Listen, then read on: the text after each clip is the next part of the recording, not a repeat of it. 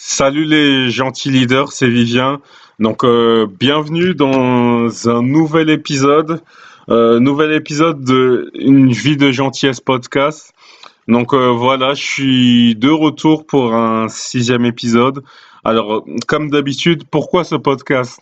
Ce podcast, il est là en fait pour partager avec vous pas mal de conseils, d'expériences pour mener ce que j'appelle une vie vraiment d'intégrité, de bienveillance, tout en ayant des objectifs élevés. Nous, ce qu'on veut en fait, c'est d'un côté de développer des principes en fait d'intégrité, d'honnêteté, de bienveillance, et de l'autre côté en même temps être en capacité de réaliser tous nos projets et tous nos rêves. Bien sûr, c'est un défi qui paraît très grand, parfois même trop grand, et nous vraiment, je suis vraiment là dans ce podcast pour ça. Comme d'habitude, le but de ce podcast, ça va être de voir comment est-ce qu'on peut garder nos valeurs d'intégrité et de gentillesse dans un monde qui est rempli de tentations. Parce que, encore une fois, et c'est ce que je dis assez souvent, c'est que quand on parle de gentillesse, ça paraît être un bon concept. Bien sûr, on va penser à des personnages historiques, peut-être comme l'abbé Pierre, Mère Teresa, etc. Mais on voit bien que dans la pratique, dès qu'il y a une situation peut-être difficile dans la vie professionnelle ou personnelle, on est tenté de prendre un raccourci pour gagner du temps, pour par exemple dissimuler une vérité, pour cacher une information, pour en fait ne pas assumer ce qu'on appelle le prix de la vérité. Parce que être honnête, être bienveillant, ça a un prix, et en fait le prix c'est d'un côté de devoir assumer parfois peut-être de se mettre à dos des personnes qui voudraient nous pousser à faire des mauvaises choses, et de l'autre côté, ça implique aussi d'être parfois à contre-courant, ou peut-être être en désaccord avec peut-être des collègues de travail, ou un environnement qui n'est pas toujours le plus sain en fait. Mais même si on n'est pas forcément dans ce qu'on appelle les environnements les plus sains, notamment dans nos vies professionnelles, nous, ce qu'on veut, c'est être en capacité de développer des cultures où voilà, nous on veut changer la culture. Nous on veut amener une culture de gentillesse, une culture d'intégrité dans parfois des environnements, des situations, des postes professionnels qui à la base ne sont pas forcément destinés à cela en fait. Et ça, c'est aussi ce que j'appelle faire l'histoire, c'est-à-dire faire l'histoire, c'est amener des choses nouvelles qui n'ont jamais été faites. Et parfois, rien que d'amener des valeurs d'intégrité dans des postes ou dans des situations dans lesquelles on peut être confronté, ça peut être aussi faire l'histoire par la gentillesse, parce que on peut devenir ce qu'on appelle des leaders gentils qui vont marquer notre environnement, notre quartier, notre ville, et peut-être aussi tout notre contexte professionnel. Alors, le point important, c'est que j'ai effectué ce qu'on appelle une pause. Donc, j'ai sorti 5 épisodes, j'ai effectué une pause parce que, premièrement, j'essaye toujours de réfléchir à comment est-ce que je peux vous servir. Alors, moi, vraiment, le but de ce podcast, pour l'instant, il a la forme d'un monologue, mais le but, en fait, c'est de vous partager un certain nombre de clés, d'expériences pour vous aider, en fait, et vous inspirer à garder ce qu'on appelle des bons comportements et des bonnes mentalités. Et c'est bien sûr, comme j'ai dit dans l'introduction, et ce qui est très très dur, c'est que c'est presque un combat quotidien. Enfin, finalement, on grandit pas forcément à l'école comme ça, on grandit pas forcément dans nos vies familiales comme ça, dans des environnements gentils, calmes, bienveillants. Donc, ce sont des concepts dont on entend parler un petit peu, mais ce sont pas des choses qu'on expérimente vraiment au quotidien. Et nous, ce qu'on veut, c'est amener cette culture-là de la gentillesse, cette culture de d'intégrité, alors que c'est pas vraiment quelque chose qui est inné chez l'être humain en fait. L'être humain va plutôt avoir tendance à vouloir écraser, mettre les autres de côté pour son profit personnel. Et nous, on veut être plutôt l'inverse. On veut plutôt en fait s'élever en aidant un maximum de personnes et en résolvant un maximum de problèmes chez les autres. Et ça, c'est vraiment une des clés qui est très très importante. Et donc, par rapport à ce podcast, voilà, j'ai sorti 5 épisodes, j'ai fait une pause, et bien sûr, en fait, moi, la clé, c'est que chaque jour, je m'entraîne beaucoup, beaucoup. Je lis, je me forme, je m'entraîne beaucoup, en fait. Et, la meilleure expérience, ce sont les épreuves et les challenges que la vie peut m'apporter. Et tout simplement, en fait, je me demandais comment mieux vous servir, comment mieux vous conseiller. Donc, la première chose, c'était de réfléchir au format du podcast. Donc, pour l'instant, je continue ce qu'on appelle des monologues. Donc, vous le voyez, là, je suis le seul à parler. J'utilise même un logiciel assez simple pour enregistrer qui s'appelle Audacity. Donc, c'est assez simple. Mais le but, en fait, ça va être aussi d'amener, par exemple, des invités, d'investir dans du matériel, d'investir dans beaucoup, beaucoup de choses, d'améliorer constamment la forme. Et ça va vraiment être le but dans les prochains épisodes. Et si vous avez des suggestions, des idées pour améliorer le podcast, par exemple, n'hésitez pas à m'écrire sur vivien@vivienboibanga.fr. Donc voilà, c'est mon adresse email professionnelle. N'hésitez pas à m'écrire dessus et puis voilà, je vous répondrai avec plaisir. Bien sûr, je répondrai à tous les mails ou toutes les suggestions sérieuses. Et parce que bien sûr, on veut toujours s'inspirer des autres ce que je dis toujours, c'est que l'autre être humain, c'est souvent quelqu'un qui a des idées que moi je n'ai pas. Et dans ce côté-là, on veut vraiment s'inspirer. Donc après j'appelle ce long début de un peu plus de 6 minutes, on va vraiment entrer plus dans le vif du sujet. Alors le sujet d'aujourd'hui, ça va être éliminer le stress au travail. Alors pourquoi est-ce que c'est important d'éliminer le stress au travail alors? J'ai eu presque deux vies professionnelles. J'ai eu une première vie, j'ai une vie, on va dire, de salarié entre peut-être 2011, 2000, jusqu'à 2016, on va dire. Parce que j'allais vous détailler, mais ce serait un petit peu trop long dans un podcast. Donc j'ai une vie de salarié jusqu'à 2016 avec des stages, des boîtes, etc. Et ce que j'ai remarqué en fait, c'est que souvent, je faisais partie de ceux qui, par exemple, espéraient avoir un contexte un peu favorable. Donc moi, typiquement, j'habite à Paris dans le 18e. Et, par exemple, j'espérais avoir des missions ou des boulots qui sont, par exemple, pas trop loin de chez moi, ou par exemple, qui me permettent de prendre des transports peut-être plus agréables, moins bondés le matin. Parce qu'on sait que les transports parisiens, ça peut être ça une source de stress vraiment horrible. J'espérais aussi, par exemple, avoir des contextes, avoir des clients sympas. Et ce que j'ai remarqué, en fait, c'est que souvent, ce qui a été le plus dur, c'était pas la réalisation de tâches professionnelles, c'était l'environnement humain. Et l'environnement humain, c'était, par exemple, s'acclimater aux collègues, s'acclimater à un chef de projet ou un responsable. Et du coup, à chaque fois, j'étais plutôt dans une thématique, dans une thématique d'espoir, en me disant, voilà, j'espère avoir ça, j'espère me retrouver dans un contexte favorable, parce que sinon, je sais que forcément, le stress va monter un petit peu, et ça peut être assez dur de gérer ça. Et de l'autre côté, j'ai eu une vie un peu plus, et de l'autre côté, en fait, j'ai eu un peu plus une vie d'entrepreneur. Et une vie d'entrepreneur, c'était une succession de projets que j'ai réalisé un petit peu à côté, que ce soit aussi bien dans l'informatique, dans le sport depuis 2008. Et ce qui était intéressant, en fait, pour moi, c'était d'étudier ce que j'appelle la différence entre la vie professionnelle et la vie personnelle. C'est que la vie professionnelle,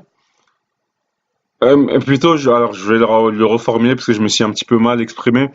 C'était plutôt la différence entre la vie de salarié et la vie d'entrepreneur. Et la vie de salarié, en fait, j'étais dans une thématique où je subissais les choses et puis j'étais dans une thématique d'espérance, alors que la vie d'entrepreneur, j'étais dans une logique, en fait, où je créais mes propres projets, je choisissais, je décidais, en fait. Et ce qui va être important, en fait, pour éliminer le stress, ça va être de pas être dans une logique d'espoir ou dans une logique se dire tout va bien, je suis pas stressé. On veut pas être dans une logique d'espoir, on ne veut pas être dans une logique de déni. On veut se créer des situations professionnelles confortables.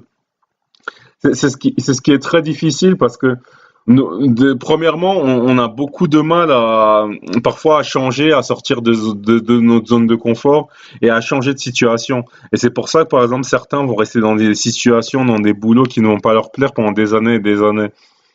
On va passer maintenant qu'on a passé, on va dire, 10 minutes, on va parler à peu près de trois clés, on va dire, pour éliminer le stress au travail.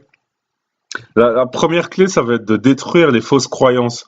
Alors, les fausses croyances, ça va être toutes les pensées en fait qui vont un petit peu bercer notre cerveau, notre esprit et notre psychologie.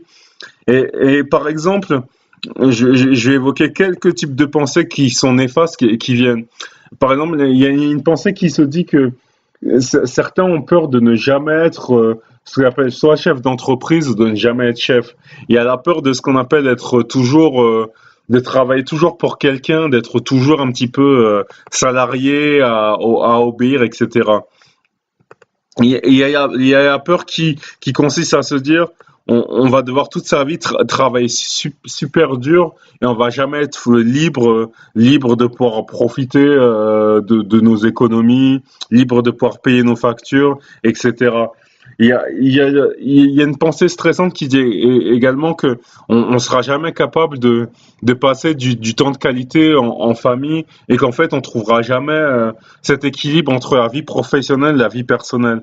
Pour certains, par exemple, la vie professionnelle, c'est un petit peu se sacrifier pour gagner de l'argent.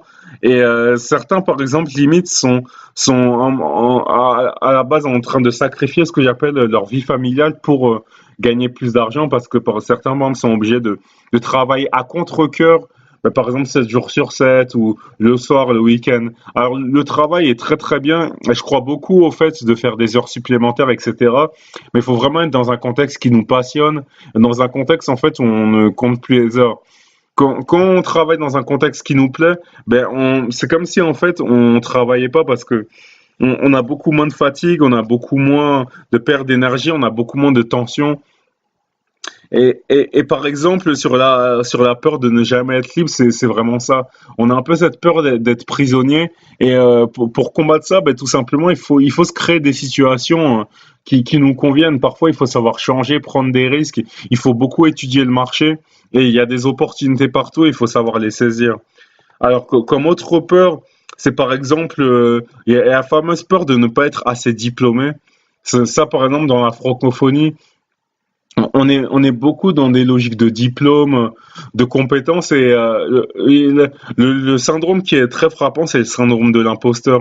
On est beaucoup à se dire, ben voilà, je pourrais jamais faire les choses parce que j'ai ce fameux syndrome de l'imposteur qui fait que je ne suis pas assez qualifié pour faire des choses. Et je pense que la meilleure façon de se tester, c'est de passer à l'action en fait. Par exemple, pour relancer un podcast, ben voilà, j'ai préféré lancer un podcast avec des idées imparfaites, mais quelques concepts qui vont aider les gens, plutôt que de rester là et de ne jamais passer à l'action, puis de garder des idées pour moi. Et puis après, peut-être dans 20 ans, 30 ans, d'avoir des regrets en me disant, voilà, j'aurais pu faire ça, j'aurais pu tenter ça, ça, ça. Et ce qu'il faut se dire en fait, c'est que les fausses croyances, ils amènent des conséquences. Par exemple, quand on se dit je serai jamais libre, la conséquence, ça va être de se dire que forcément le lundi matin, il faut arriver au travail en étant triste et que forcément le seul bon moment de la semaine, il démarre le vendredi soir pour ceux qui ont l'opportunité de ne pas travailler le week-end ou le jour libre, etc. Pour certains, le jour libre, ça peut être un lundi. Enfin, on a tous des horaires, des métiers décalés, surtout en 2018. Et ce qu'il faut se dire, c'est que voilà, la vie est trop courte pour souffrir, pour ne pas prendre de risques.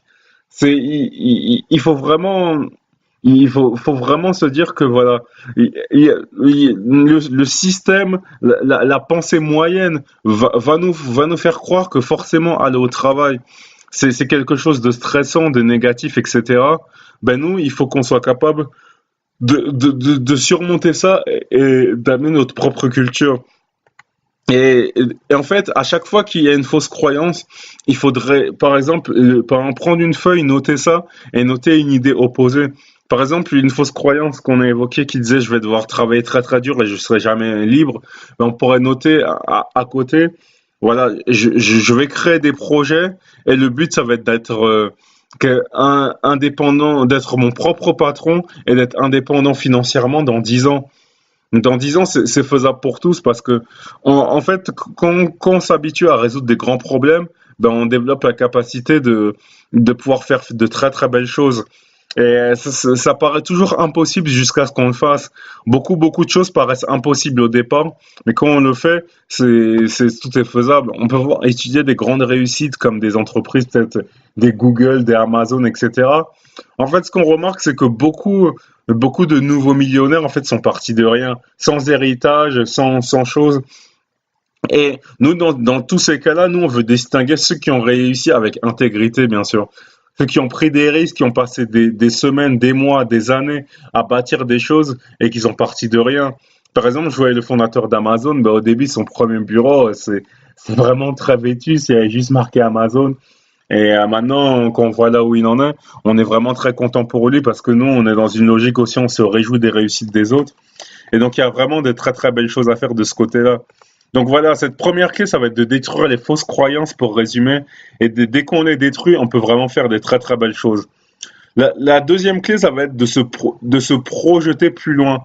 Alors, se projeter plus loin, ça va être à développer des grandes visions. La clé, en fait, c'est de visualiser, visualiser là où on veut être professionnellement avant que ça arrive. Il faut se dire où est-ce qu'on voudrait être, quelle serait notre situation professionnelle rêvée. Il faudrait être capable de la décrire, par exemple, quel serait le nombre d'heures de travail, quel type de problème on pourrait résoudre, quel type de salaire on voudrait gagner par mois. Ça, il faut que ce soit vraiment clair dans nos têtes. Mais par exemple, quand on parle de salaire, c'est pas se dire des choses qui sont pas mesurables, comme je vais gagner 10 milliards, nanani. C'est, par exemple, rien que se dire, voilà, je vais, par exemple, gagner peut-être 10 000 € par mois et je vais être dans une situation où je suis peut-être chef de projet web, etc. C'est quelque chose qui est visualisable, qui est mesurable, qui est réalisable et qu'on peut définir dans le temps, en fait. Par exemple, pour certains, ce serait par exemple de devenir meilleur ouvrier de France dans certains métiers, peut-être dans la cuisine ou dans la pâtisserie, etc. Ça, c'est quelque chose de mesurable. Donc, il faut vraiment se définir des objectifs et vraiment se projeter très très loin. Et dans la projection plus loin, il y a un concept important aussi, c'est de se dire que en fait, nous, on n'est pas des personnes qui ont envie de. En fait, il faut pas être des personnes ce que j'appelle des personnes émotives. Nous, on va être des personnes de principe, c'est-à-dire, si quelqu'un nous fait du mal professionnellement, nous, ce qu'on veut, c'est pas rendre le mal par le mal. C'est rendre le mal. C'est à chaque fois qu'on nous fait du mal, c'est l'utiliser comme outil en fait pour se renforcer et pour revenir plus fort et pour être encore plus déterminé en fait. Et quand on développe cette culture-là, ben, on devient vraiment presque invincible parce que on devient capable en fait de surmonter les épreuves et on a cette culture de héros qui va après vouloir déjouer les pièges, déjouer les difficultés, ne pas se conformer aux autres, éviter de faire des erreurs, éviter de prendre des raccourcis, etc., etc. Et cetera. Et quand on a cette culture-là, je peux te promettre que c'est vraiment quelque chose de vraiment bien. Encore une fois, si c'était facile, tout le monde le ferait, mais comme c'est pas facile, justement, nous, on veut faire partie de ces quelques personnes qui vont être capables de le mettre en œuvre parce que c'est vraiment quelque chose de génial en tout cas.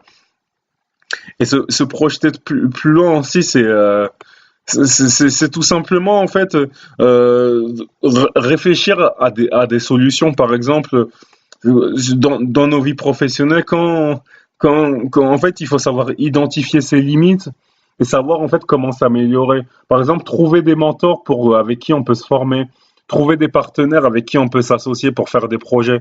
Moi, je crois beaucoup, par exemple, que quand on est salarié, c'est très intéressant d'avoir au moins un ou deux projets à côté parce que ça nous permet de visualiser des choses. Et moi, par exemple, une des belles choses que j'ai pu réaliser, c'est que d'un côté, j'ai pu me développer dans l'informatique et faire beaucoup de choses. Et de l'autre côté, moi, j'ai pu aussi faire pas mal de projets dans le sport, ici à Paris, collaborer avec des marques dans des projets d'athlétisme, collaborer avec des associations de basket pour des projets basket, pour aider les jeunes. Et ce que le sport m'a aidé et ce que faire d'autres projets et ce que les autres projets m'ont permis de réaliser, c'est que en fait, il y a une infinité de possibilités et il y a une infinité en fait de réussites. Il y a pas un seul chemin tracé, il y a une infinité de chemins et il faut vraiment que chacun en fait aille chercher de très très belles choses. Chacun doit aller chercher sa réussite et ça et son histoire inspirante. En fait, chacun doit développer ce leadership inspirant et c'est vraiment quelque chose qui est très très bien. C'est un vrai défi se projeter plus loin, mais c'est ça, c'est avoir cette vision de réaliser des très très grandes choses avec intégrité. Et la troisième clé, ça va être de créer une culture d'entraide. Alors la culture d'entraide, ça va être premièrement de donner du temps pour aider les autres. Par exemple, dans une vie professionnelle, il faut toujours se dire comment est-ce qu'on peut donner du temps pour parfois aider un collègue en difficulté ou en dehors de la vie professionnelle, aider par exemple me donner du temps avec des associations. J'ai eu par exemple des visites bouleversantes dans des hôpitaux pour des enfants malades où j'ai pu par exemple faire des collectes de jouets, de cadeaux pour des enfants et ça c'est quelque chose qui m'a vraiment touché parce que j'ai vu par exemple le travail d'associations qui travaillent au quotidien avec des enfants malades et aussi de personnel, du personnel médical. Et ça, c'est vraiment quelque chose de très inspirant parce que on voit en fait je pense qu'il faut vraiment aimer les autres pour réussir à faire des choses sur du long terme. Si on veut s'élever soi-même, en général, ça marche pas. Parce que je dis toujours que l'orgueil précède la chute et l'humilité précède en fait des très très bonnes choses. Et je pense vraiment qu'il faut s'élever en aidant les autres et quand on veut vraiment réaliser des très très belles choses, voilà, cette culture d'entraide, cette culture en fait de devenir une source d'énergie positive pour les autres, c'est ça qui est vraiment intéressant. Nous, ce qu'on veut en fait, c'est développer des relations long terme avec les gens. C'est en fait, on n'aura pas des collègues sur sur des longues années, on n'aura pas forcément même des amis personnels sur des longues années, mais en fait, c'est le peu de temps où on passe avec des gens, on veut vraiment être une source d'inspiration, une source de bienveillance pour les gens. Et ça, c'est vraiment, vraiment aider les gens, en fait, être une source de solution, être une source de bien-être même pour les gens, c'est vraiment quelque chose qui est très, très important. Et il faut vraiment viser ça. Donc, on a vraiment évoqué 3 points pour éliminer le stress au travail. Donc, détruire les fausses croyances, se projeter plus loin, avoir une vision et créer une culture d'entraide. Et en fait, ce qui est très important, en fait, ce sont les actions qu'on va prendre. Nous, on peut pas changer les autres, on peut pas changer notre environnement, mais nous, on peut changer la réaction que l'on a face aux environnements qui sont parfois hostiles. On peut même dans des environnements professionnels hostiles amener une culture de gentillesse, une culture de bienveillance. Et après, ce que ça nous permettra, c'est d'éliminer tout ce stress, toutes ces choses pendant un certain temps. Et par exemple, si on voit que malgré ça, ben, nos avancées professionnelles ne se passent pas comme prévu, ben, ce qu'il faut, c'est chercher de nouvelles opportunités, continuer à rencontrer de nouvelles personnes, s'investir dans de nouveaux projets, même d'abord à titre bénévole, pour voir, il faut voir de nouvelles choses, se projeter plus loin, voir de nouvelles opportunités.